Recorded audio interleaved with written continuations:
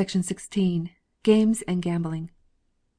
Chinamen suffer horribly from ennui, especially the first of the four classes into which the non-official world has been subdivided, namely the 1 literati, 2 agriculturists, 3 artisans, and 4 merchants or tradesmen. They have no rational amusements wherewith to fill up the intervals of work. They hate physical exercise; more than that, they despise it as fit only for the ignorant and low. Yet they have not supplied its place with anything intellectual, and the most casual observer cannot fail to notice that China has no national game.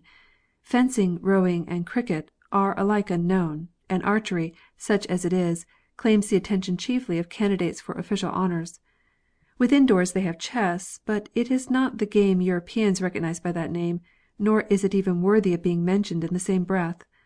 There is also another game played with 360 black and white pips on a board containing 361 squares, but this is very difficult and known only to the few. It is said to have been invented by His Majesty the Emperor Yao, who lived about 2,350 years before Christ, so that granting an error of a couple of thousand years or so, it is still a very ancient pastime. Dominoes are known, but not much patronized. Cards, on the other hand, are very common, the favorite games being those in which almost everything is left to chance. As to open-air amusements, youths of the baser sort indulge in battledore and shuttlecock without the battledore, and every resident in China must have admired the skill with which the foot is used instead at this foot shuttlecock game. Twirling heavy bars round the body, and gymnastics generally, are practised by the coolie and horseboy classes; but the disciple of Confucius, who has already discovered how pleasant it is to learn with a constant perseverance and application, the first sentence of the Analects or Confucian Gospels, would stare indeed if asked to lay aside for one moment that dignified carriage on which so much stress has been laid by the master. Besides this, finger-nails an inch and a half long, guarded with an elaborate silver sheath, are decidedly impedimenta to the way of athletic success. No, when the daily quantum of reading has been achieved, a Chinese student has very little to fall back upon in the way of amusement. He may take a stroll through the town and look in at the shops, or seek to find out some friend as ennuyé as himself, and while away an hour over a cup of tea and a pipe. Occasionally a number of young men will join together and form a kind of literary club, meeting at certain periods to read essays or poems on subjects previously agreed upon by all. We heard of one youth who, burning for the poet's laurel, produced the following quatrain on snow, which had been chosen as the theme for the day: The north-east wind blew clear and bright, each hole was filled up smooth and flat. The black dog suddenly grew white, the white dog suddenly grew. And here, said the poet, I broke down, not being able to get an appropriate rhyme to flat. A wag who was present suggested fat, pointing out that the dog's increased bulk by the snow falling on his back fully justified the meaning, and, what is of equal importance in Chinese poetry, the antithesis.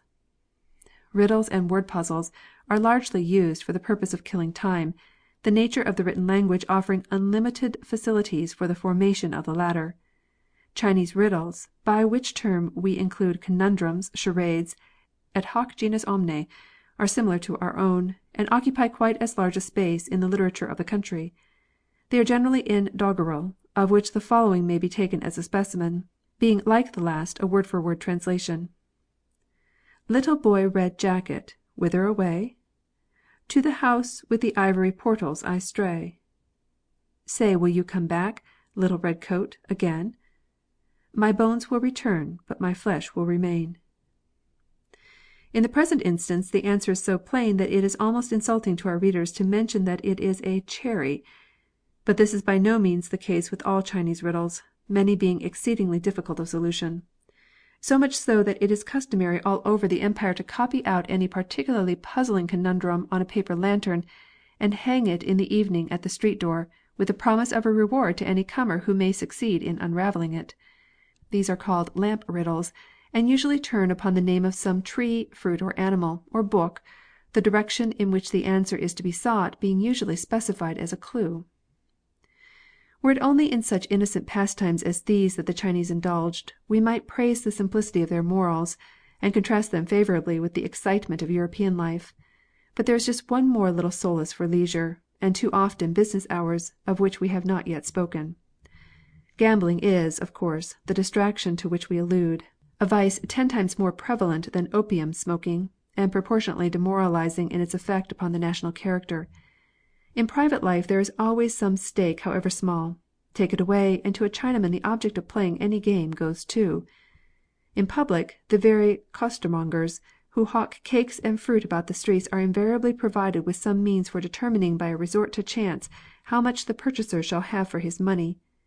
Here it is a bamboo tube full of sticks, with numbers burnt into the concealed end, from which the customer draws. At another stall dice are thrown into an earthenware bowl, and so on. Every hungry coolie would rather take his chance of getting nothing at all, with the prospect of perhaps obtaining 3 times his money's worth, than buy a couple of sausage rolls and satisfy his appetite in the legitimate way. The worst feature of gambling in China is the number of hells opened publicly under the very nose of the magistrate, all of which drive a flourishing trade in spite of the frequent "presents" with which they are obliged to conciliate the venal official whose duty it is to put them down. To such an extent is the system carried that any remissness on the part of the keepers of these dens in conveying a reasonable share of the profits to his honour's treasury is met by a brutum fulmen in the shape of a proclamation setting forth how, it having come to my ears that, regardless of the law, and in the teeth of my frequent warnings, certain evil disposed persons have dared to open public gambling houses, be it hereby made known, etc., etc., the whole document being liberally interspersed with allusions to the men of old, the laws of the reigning dynasty, and filial piety à discrétion. The upshot of this is that within 24 hours after its appearance his honour's wrath is appeased, and croupiers and gamblers go on in the same old round, as if nothing ever had happened. Section 17.